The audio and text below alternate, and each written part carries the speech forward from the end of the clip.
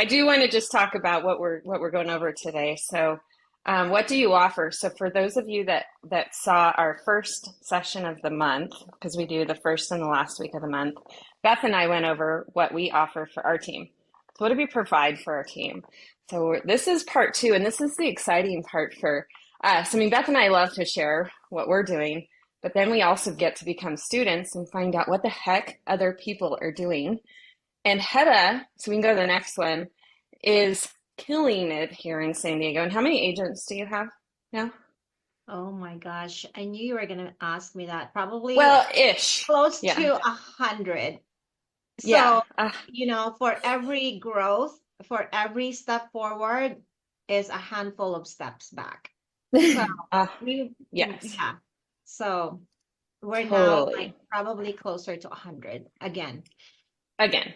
Yeah, it's Yeah. always kind of a cycling thing too, because some people aren't fit for it. They think that they are. We think that they are. We think there's more in them than they realize they can provide, and off they go, or whatever it is, right? Or whatever their journey takes them. So like you've been kind of spinning around 100, 80 to 100, right, for a little while. But our guest chef today, because Hedda loves cooking, cats I and know when cooking. she asked me about this, and I'm like, okay, well, I don't cook.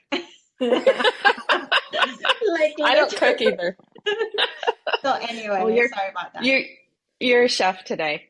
Okay. Is Hedda, and so Hedda and her husband Tom run an independent brokerage here in San Diego, Palisades Realty, and so I'm just like super pumped. We actually met through Zillow a few years ago. We were one of the first three teams to have Flex here in San Diego, and we were like, "What are we doing?" And we just like met, leaned in on each other, cried a few times. Actually, literally cried. Have cried a You few were right. times. It's not and hard. and just became really good friends. So I Hedda, I know you were asking, is this kind of a Q&A and all that stuff? Really, the stage is yours. And we want to just keep this to where we're all just here kind of hanging out, watching. And like I said, there's some people that aren't here that can't like see what's going on or chat, I guess, of what's going on. But like just start sharing and then we'll start collaborating together um, on what you provide. So um, I think we have to go back one, Go back right? Or no, like go two. back one. Okay. Yeah, there we go. So the stage is yours. All right. So what do we provide as an independent brokerage? We obviously, well, I think maybe giving a background is really important. If you are just starting out or about to grow bigger, I think the most important thing is having your infrastructure in place because then it's so much easier to scale. So focus on building your foundation. It's nothing different than having a really good foundation on a house. So the same thing on your business. Either you're leading a team or you're running a brokerage. So this, CRM is really key because how can you manage, if your goal is to build your book of business, you can't just be using sticky notes everywhere, writing it in a notepad. I'm going to be honest with you, I didn't really focus on a CRM until about, believe it or not, 2019. You know Cons- what's funny you say that, yeah. Hedda, is I didn't, transparently, you guys, until I started the team. I used my Outlook and folders. Yes, that would be Yeah. me until you run Yeah. out of storage. I would say yeah, CRM is really key, you guys. I don't care if you're individual or just doing, two or three, a team of two or three or even 300. Your CRM is your Bible. And you will meet so many people along your career and if your goal is to have the longest career. Um, we use yeah, CRM is key, transaction management services. So I basically look back to when I first started and when you're starting out, you don't really know what you need until you go through that process, right? So I just basically, we created a brokerage based on my wish list in the beginning. And also, as I was growing the company, I was also noticing the agents, like what they're lacking. And I'm also noticing the agents' like strengths and their weaknesses. So here at the brokerage, our goal was to um, basically elevate them by taking on their weaknesses. And then so this way they can focus on what they're really good at. So transaction management, we really do have a team of inside, I'm sorry, transaction coordinators, and they're kind of like they act like as a concierge. So if an agent's not ready to hire an assistant or not ready to become a team leader, we want to make sure that an individual agent has the same support. And so this way they can, continue to scale their business. So our transaction coordinators only work for us. And the minute an agent onboards, we make sure that, they're ready to go. We prepare their templates in their car form. So like it's so concierge type. So anyway, it's to make their lives so much easier. We have an emailing platform, email signature if they want to jazz it up a little bit. Our, Mike DeVita is our database coach. He's kind of like wearing multiple hats, and that's something that he can help agents with. We have communication channels, all kinds of stuff. So I like to follow, when you say, I like to follow where the agents are at. So we started with Slack in the beginning, and no one's really logging on to that. And also, a lot of my agents are experienced agents, and so it's kind of hard to also make them do something that they're not used to. And so we as a brokerage kind of just went with the flow. They love Facebook, they love Instagram. So we use our Facebook really, really well. So we figured they're already on there. That's where we're just gonna catch their attention. Branding. So as far as branding goes, we like to be behind the scene, like for our agents. We want our agents to really shine. They want to bling it up on their logo or signs, whatever, and they want to make Palisade Realty as tiny as possible. That's on them. So for us, our agents are, the rock stars of this brokerage. And culture, I think that's so important. It takes one person to like ruin an entire, it can take one person or two that can ruin the dynamic of a company or a team. And I think being very, very selective of who you bring on, and to be quite honest with you, you can ask all the right questions during an interview process. But sometimes, once they get in here, you don't start seeing who they are, or they don't start seeing who you are. So it's not a one-way street. Sometimes it's just not a good mesh. And at the moment, I personally handpick every single person that joins the company. So they go through me first. And yeah, everybody starts with me, believe it or not. I know I recently asked you that because I was like, what are you guys doing? And then it kind of blew me away that you have time to go through all of that. Well, I just feel that if you don't have the right fit, um, it takes so much more time, right? So you Yeah. have to slow down because that's the most important thing in your company, in your team, are the people.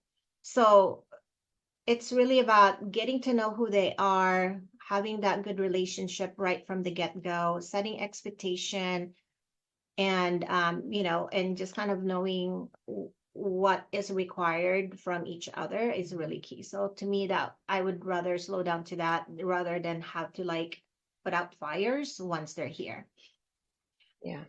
As far as systems go, I have, well, even though I said I didn't really focus on my CRM until 2019, February of 2019 to be exact, um, I've used multiple types of CRM, and to me, Follow Up Boss was the easiest for me. And so that's how I rolled it out in the company. So I was in heavy production in 2019, and and I wanted a CRM that's on the go, easy for me to navigate through while I'm in the car, just, super simple. And it turns out to be like the most agent friendly, um, CRM.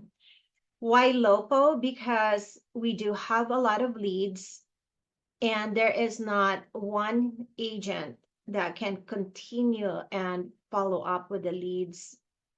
I mean, I was one of them. I'm kind of like, if I spoke to you, I'm going to be I'm going to be honest, right? And so this is why we have all of these systems in place, because I knew I mean, I know me. If it's not, if you don't follow, if you don't respond back, I may not call you back, right? And so Ylopo is really key for us. We implemented Ylopo the same time as we implemented Follow Up Boss. This is an AI technology. It was very early on. I think it was 2 years old in 2019. So it is so robust today. It's so much smarter. When we first turned on Ylopo, I believe we had as a company 8,000 people in our database. In the first 2 hours, 700 people were engaged. And there's no human being that can do that. And yes, we did have a lot of opt out, but that's okay. I think a lot of agents who use a brand new technology, especially this types of like an AI technology, they freak out and they're like, oh my gosh, why is it doing this to my, like, no, no, no, stop it, stop it.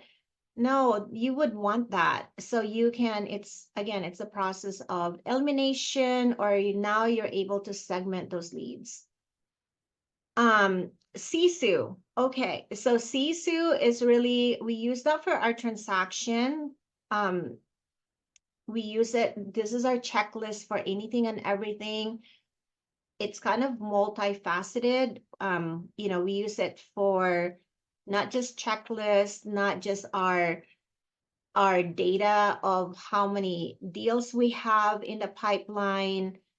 So I don't know if you guys have used Sisu. Siri, do you use Sisu at all? Okay. Yeah, we are like super high level, went all in on Sisu. Yeah, very, very high level as well. That was actually introduced to us by Zillow. So, trust me, I didn't know everything. So don't think like for a second, like, oh, Hedda just knows how to roll out things. Follow Up Boss was introduced to me, and Ylopo was introduced to me by my mentor, Robert Slack. So he's, I don't know if you know him, but anyway, they're Who huge. commented on your post, I noticed this Yes, morning. he like that dude, that guy basically has been my mentor forever and ever. He didn't give up on me when he could have been talking to somebody else. So when somebody goes above and beyond and goes out of their way to talk to you, especially at people at their caliber, you listen. I actually didn't listen for a long time, but one day I did. Thinkific, I don't know if I'm saying that correctly.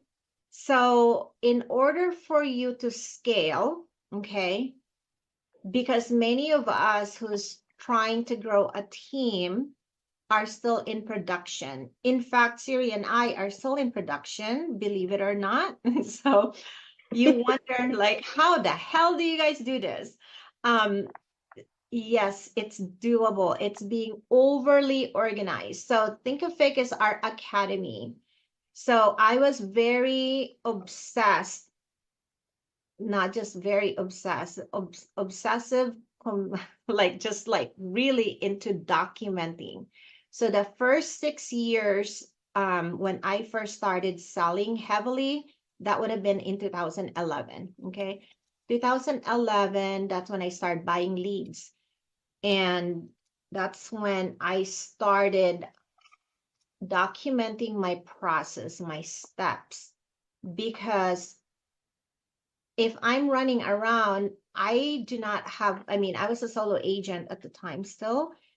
And if I was running around, I'm not going to have time to like coach somebody. So I'm in production. Like you can't stop the person, like a team leader cannot necessarily stop their day and lose income, right? Because you have overhead to and put all of your resources of time and energy and money at this point to teach a rookie or somebody who's not really, or who's just starting out in the business.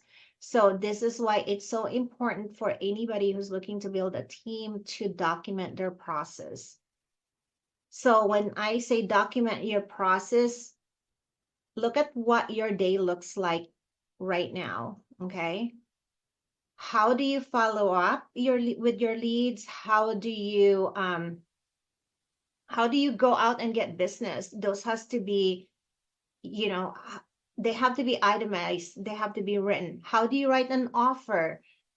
How do you talk to sellers? How do you talk to buyers? I mean, the list just goes on. So I did that for 6 years, and ultimately implemented it and put it in Thinkific in, I think, during the pandemic, if I'm not mistaken.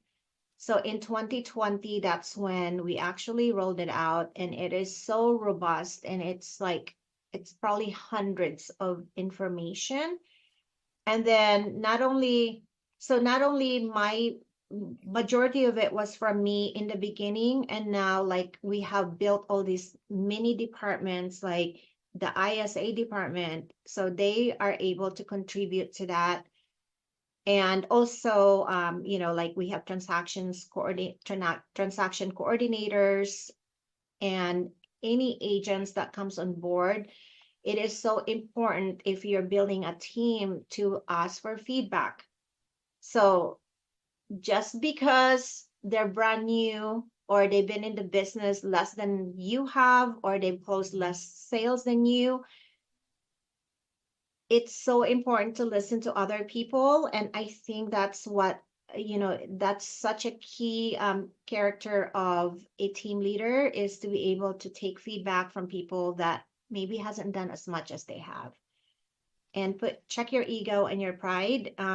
Just say, hey, how am I doing in terms of teaching you? What can I do more for you?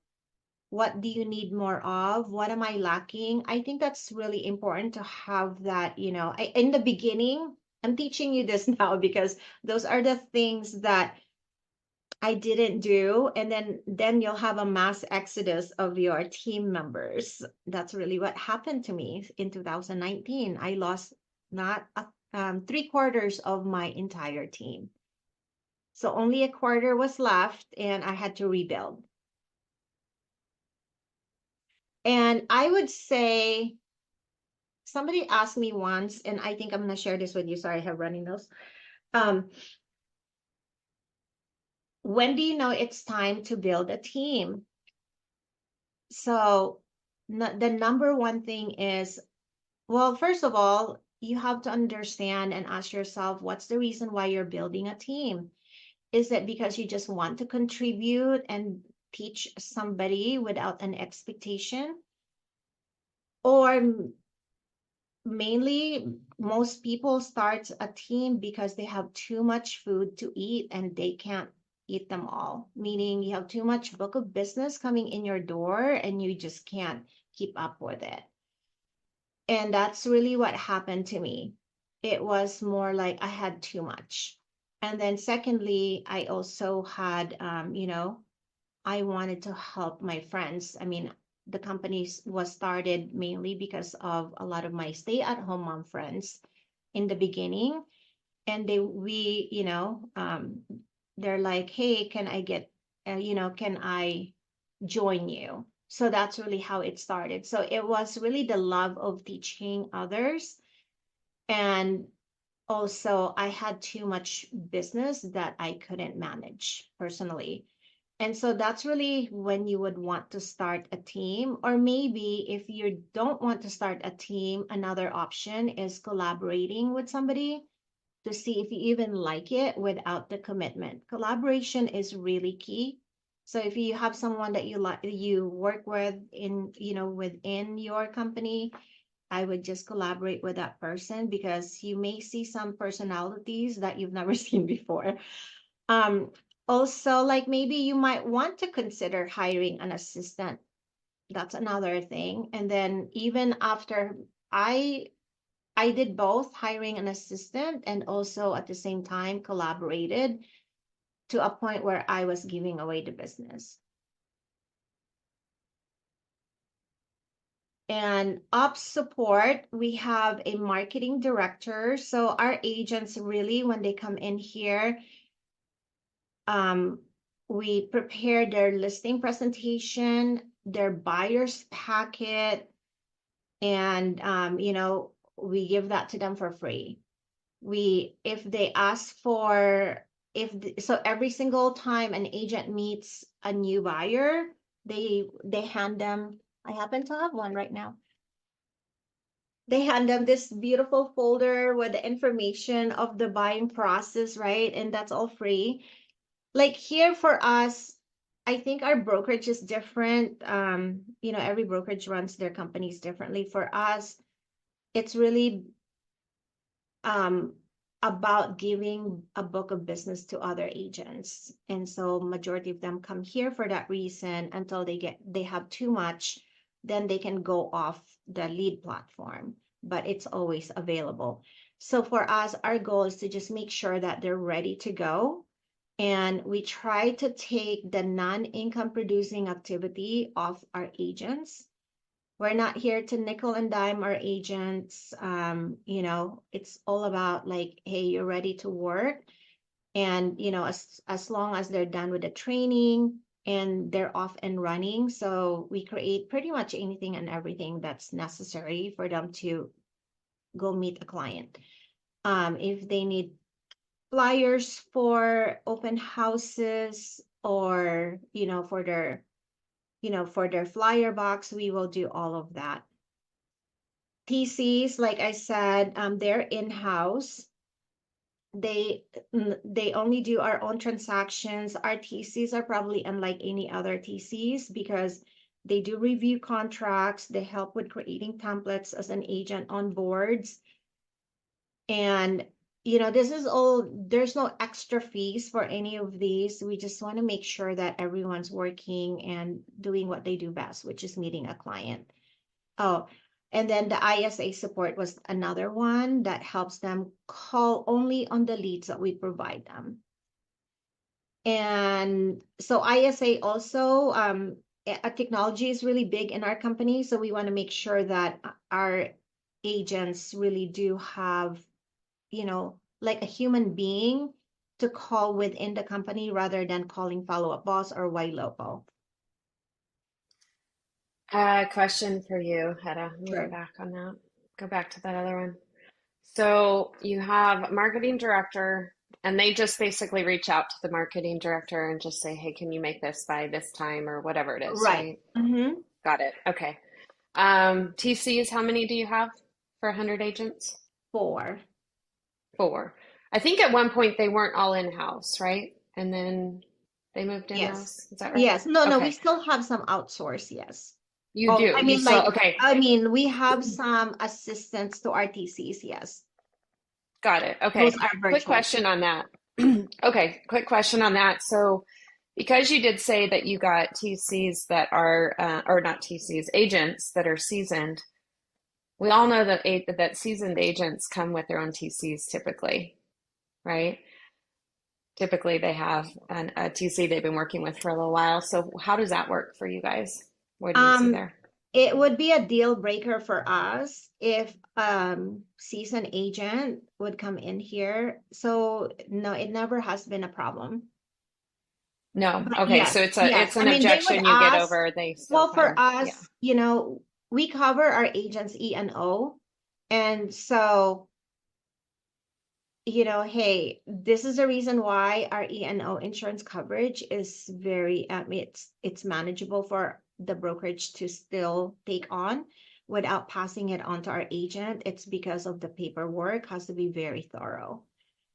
And so to us, it's another set of eyeballs, and you know, it's hard to manage hundreds, I mean, multiple transaction coordinators outside our brokerage. And you know, everybody uses different platform. We're very we're really, really, really strict on our paperwork, and so in our contract. And in fact, I know with all these NAR settlement and stuff, we're probably, I don't know, one of the very, very few brokerages that always had, it was called BRE back in the day, but every single one of our buyers has a BRE or a BRBC. Now it's called BRBC, but there is not one transaction that does not have it. It is enforced. And then your husband's an attorney too. So I mean that's also helpful It's compliance very, wise, right? yes, he's seen a lot before becoming a broker. I mean, honestly, yes. It's there's it's nasty out there. So you guys take those contract for you know, seriously, it's there for a reason. I mean, it's never a problem until it becomes a problem. So, you know, I mean, the attorneys at CAR didn't just come up with those forms because they have nothing better to do. It's there because of a reason. Right. Okay. I have a quick question. Who pays Yes, who pays for the TC?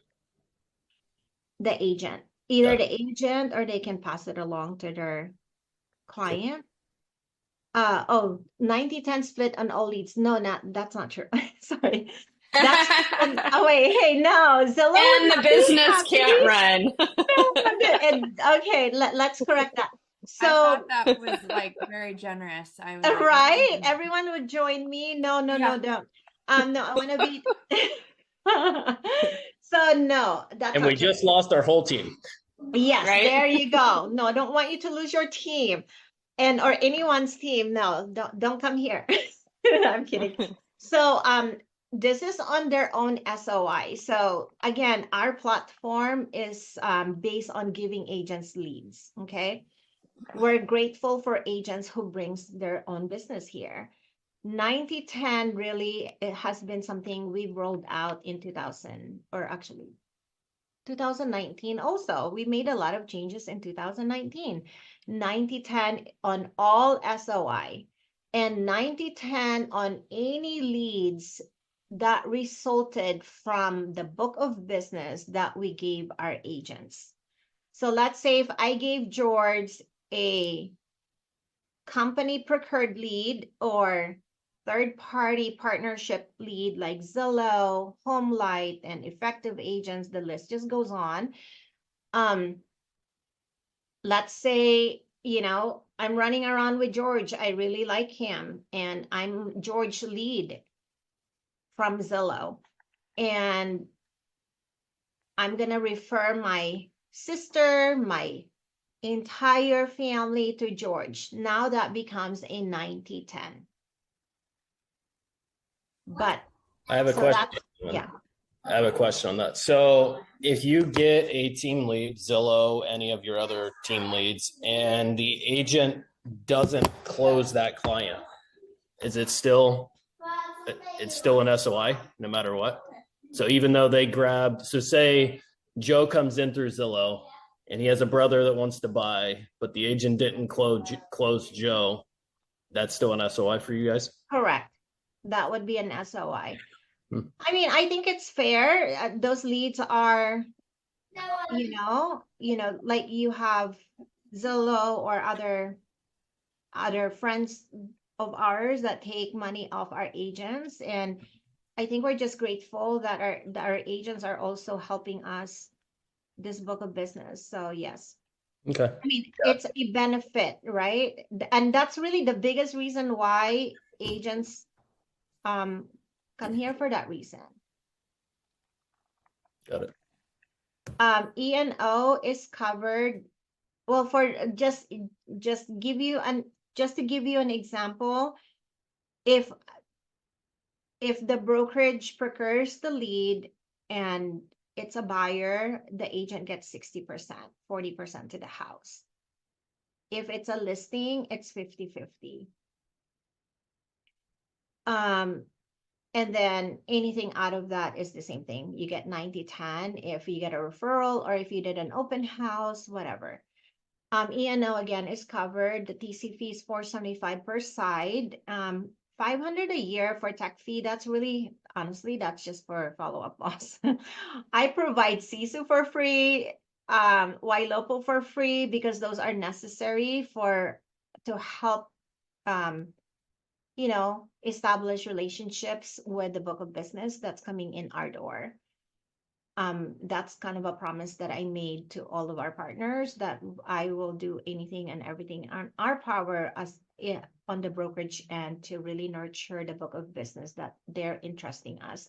But if an agent does not want to take leads from the company, they don't have to pay $500 a year tech fee. Sisu would still be free. Training. So Monday scripting, that's really key. Our agents are, as I mentioned, very experienced. And I've always focused on the experienced agent when I first started. And like I said, when I started building a company or building a team, the hardest thing I've learned from hiring rookies, well, also, I think the most important thing was I wasn't as mature at the time. So this has been like over a decade ago. So I used to get really offended when somebody would leave me and get hurt. Okay. So, hey, you can't hold on to people. And so I've had to change my attitude towards that. So I think I'm going to say the hardest thing about building a team is your emotional intelligence has to be really on par.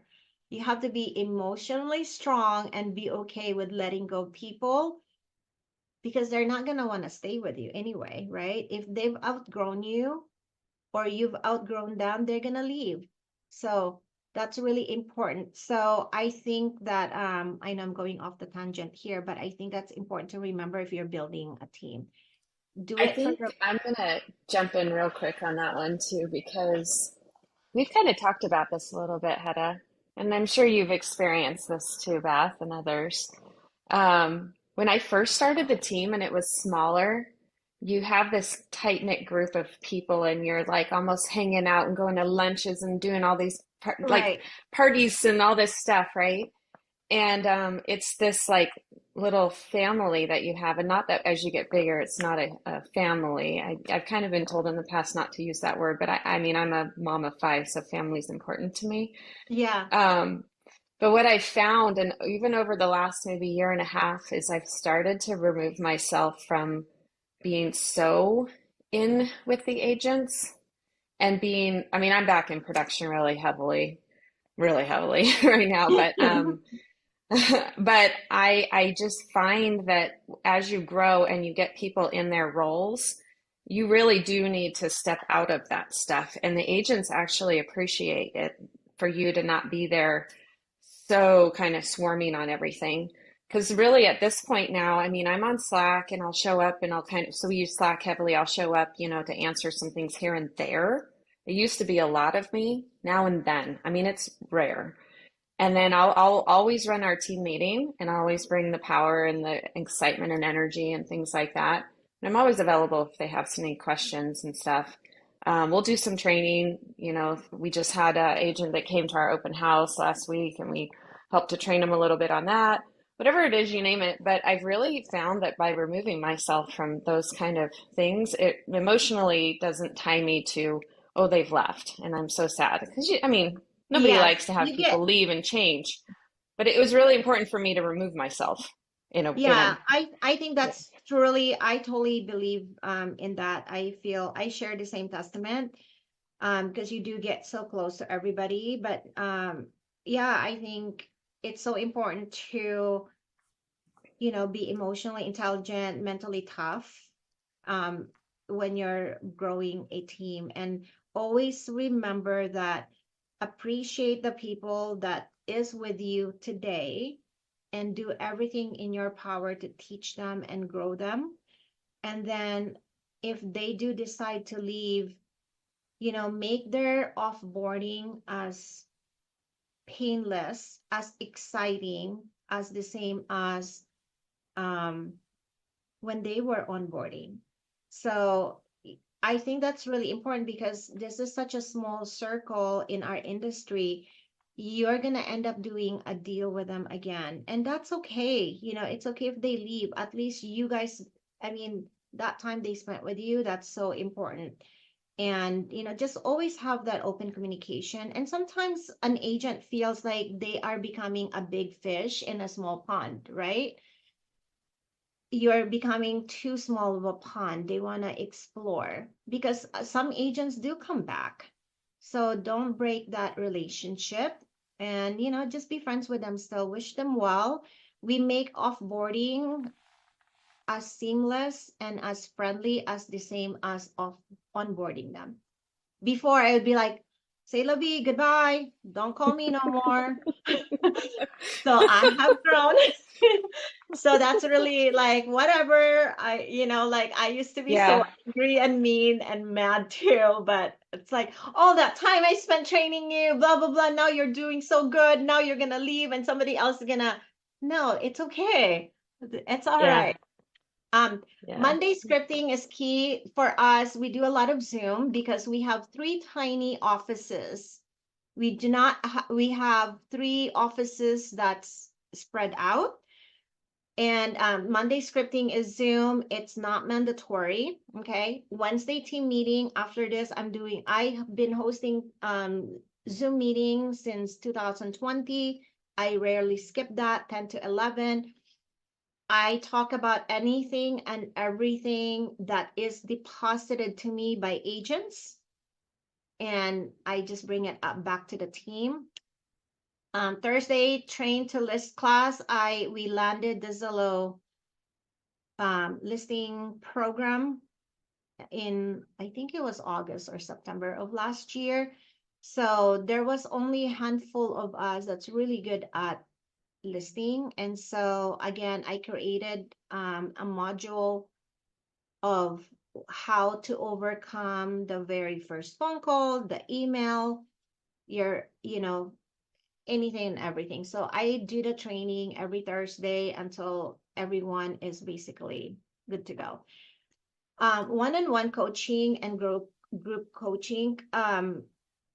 Group coaching is really good because sometimes it's like having a mom and a dad that tells you the same thing over and over and they don't really listen to you. But when it's their friends that, your kids go and tell their friends or their friend's mom, they listen more.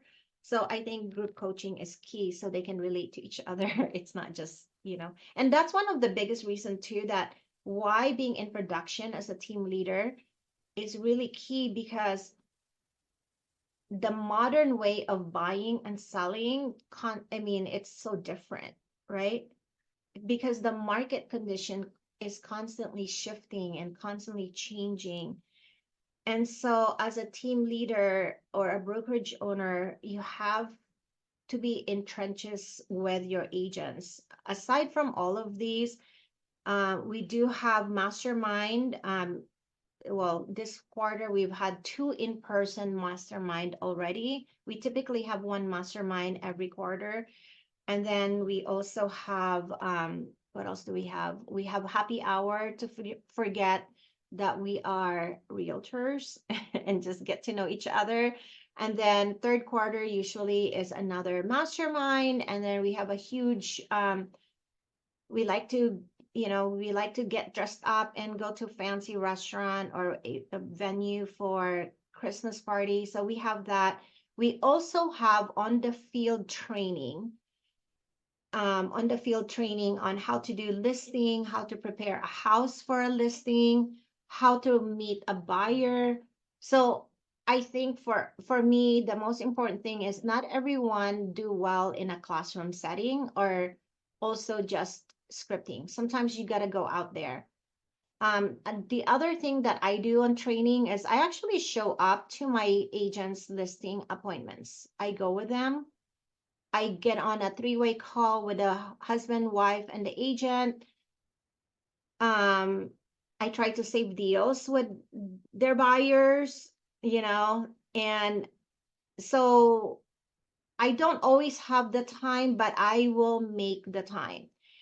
I'm not as in heavy production anymore. I took a year and a half of being in production to build our academy and to really scale the company. So in 2020, I think we were a team of less than 26.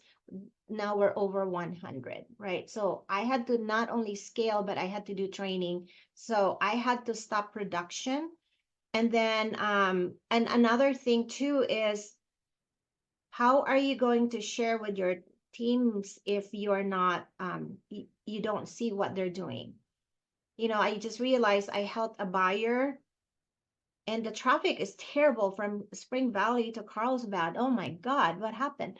So coming back was 2 hours. So then, you can start, the empathy is there. You have to have compassion for your team members.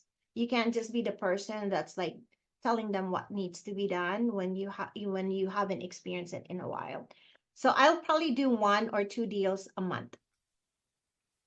So Hedda, you do the Monday scripting, like you do all this training? So Monday scripting is done by our database coach.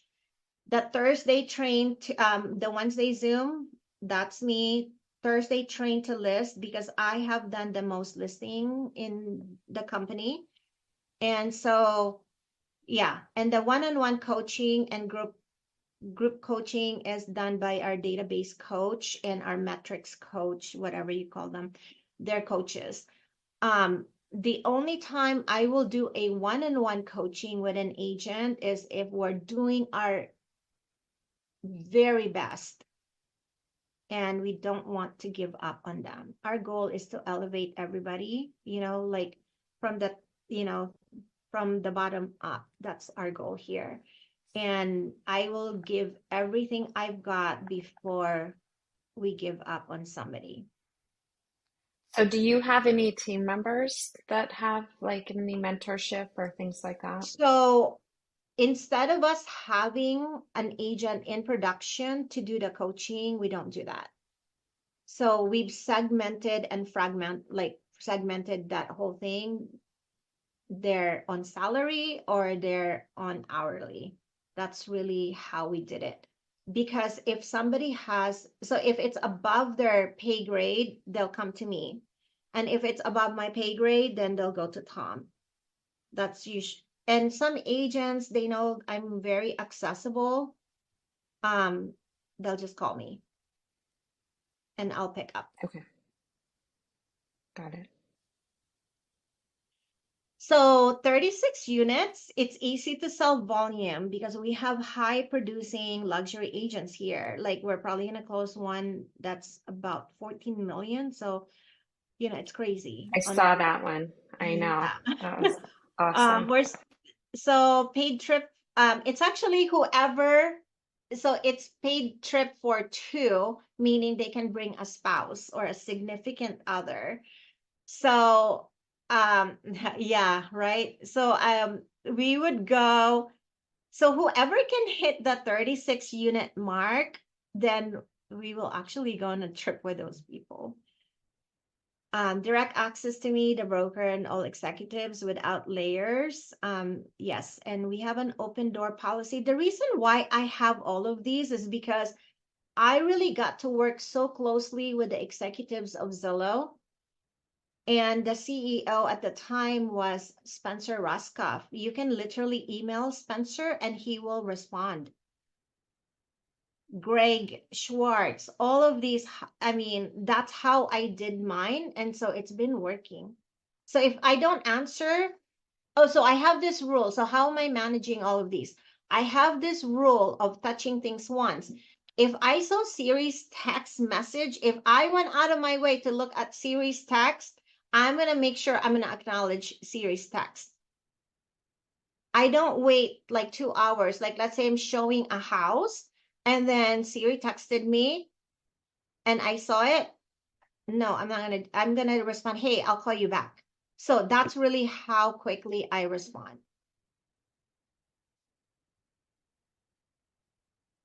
I mean, for the most part, our agents are not calling me because they just want to hang out with me or they just like to hear me. No, it's usually like a matter of life and death.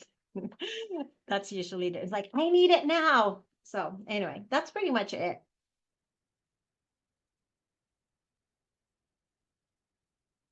Oh, another thing, the reason why I do like I answer as quickly as I can, because back in the day when it was just me and my husband and he was practicing law heavily. And hi, Cindy. Hi. I've known Cindy forever. I didn't know you're gonna be on. So anyway, it's just one of my closest friends. And so I've lost a lot of deals during the REO days and short sale days when my husband wouldn't respond to me right away.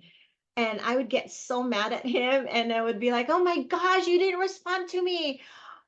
The deadline's over now. So I never want that feeling for my agents to have and be the reason why they didn't get their offers in or they didn't or their client got mad at them because I didn't respond quickly enough. Anyway, that was it. All right. So let's open it up to, I know we had the slide there, which we don't need to put back up, but just kind of some Q&A. Because Hedda, I like reach out to you sometimes and I go, hey, right, like, how are you? Like, if, for example, Georgia's question on the leads and like, how do you do that if it's a second one or, if another person, the first one didn't close. I mean, every lead platform is going to have their own rules that go along with stuff too. But like, I reach out to Hedda sometimes because I'm always curious to see what other team leaders are doing because we're not all doing it the same, by the way. So. no, I think so for us, for as long as we give you the lead and for as long as you are with us, our commission split will always be the same. So if it's a Palisade Realty split, if Siri was a lead I gave you, it's always going to be 60-40 or 50-50. She can buy and sell all day, every day. Okay. But it's always going to be 60-40. So if it's a Zillow lead or any lead platform, they usually have a deadline, like a timeline on how long they would take a commission or a referral fee off the top, right? So let's say they take a referral fee and then whatever the remainder is the same as Palisade Realty split, 60-40, 50-50. The only difference is somebody took money off the top. Now, if the timeline expired of us giving a referral fee to our partner, then it reverts back to a Palisade Realty split. It's 60-40 and 50-50. The reason behind that is because we work really hard. I work really hard and spent so much money also in buying leads in the beginning and also along the way, a decade long of cultivating that relationship. So it's always going to be that. And so, and we have agents that actually we gave them a listing and then they did an open house. In fact, right now, as we speak, one of our listing agent got a Zillow seller and put it into escrow and she found a buyer that walked into her open house. And so that's a 90-10 for her. It's a dual agency. And the same thing, another agent that just closed the one on Front Street, and they bought the unit for 1.4, and then less than 2 years ago, and then relisted it for 1.5. And then a buyer walked in and said, hey, I really like this unit. Will you represent me in the buy portion of it? And then, but you have to sell my house in Scripps Ranch. And so that's a 90-10, right? So on the buy and the list. So I highly encourage the agents to look at the long-term value of any business that a brokerage or team leader gives you. You know, like it's a business that you've never had. It's kind of like your bait to get the big fish, right? That's really what it is. Leverage the heck out of it, because and also when you get a book of business, I see this often with team members where like, oh, they take so much split. But how are you elevating your knowledge? How are you harnessing your skills if you never got to practice it on the daily?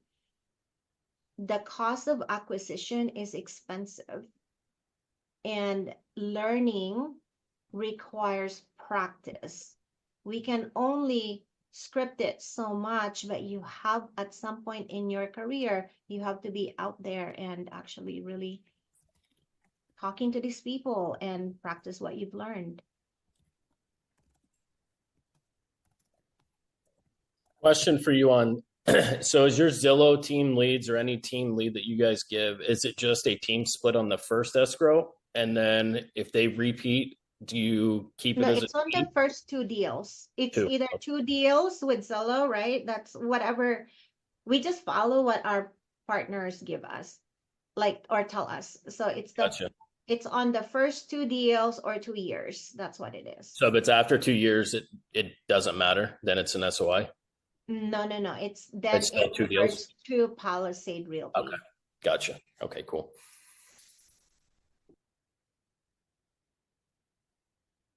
Any questions? Did I Any I other just want to make sure. questions? You guys, I'd like to chime in. okay. So I've known Hedda for a very long time. I served on the Zillow advisory board with her for many years and am on that Zillow advisory board again with her. So that's exciting. And the journey of seeing how she has grown uh, in various ways. And there's so many different ways to develop your business and your team and your growth. And I think it's so important to stay true to who you are and what works for you. What she does is absolutely amazing, and everything she spoke of, she didn't know I was on here, and it is fully her truth and her journey of how she shared everything. My journey has been totally a different path that I've stayed with and have been blessed with success. But no matter what, her willingness to share and give and help others that are part of, her family. There's the extended family that she's always willing to share and help and give information to. And I think I'm her extended family. I love you, Cindy. So, but the things that she does, I mean, she's not just interested, and I think that's one of the big differences of her success and what has helped her success, that she's not just interested in things, she's committed.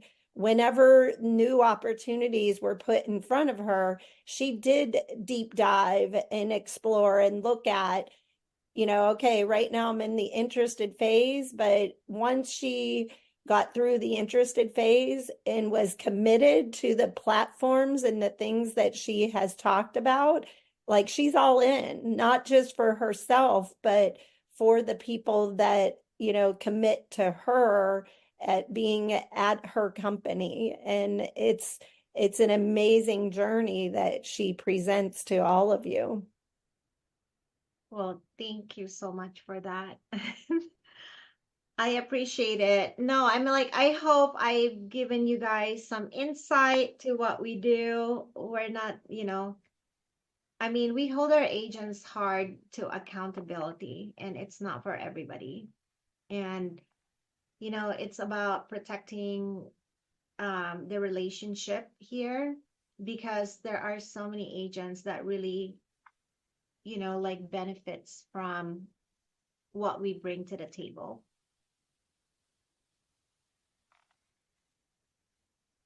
Thank you, Hedda. So I think we have to get it wrapped because it's 10 o'clock. I don't even see All the Real right. Academy in here anymore. I think they Thank handed it to you you, Beth. guys. Oh my gosh. Wait, can I do like a quick picture? I'm gonna do this.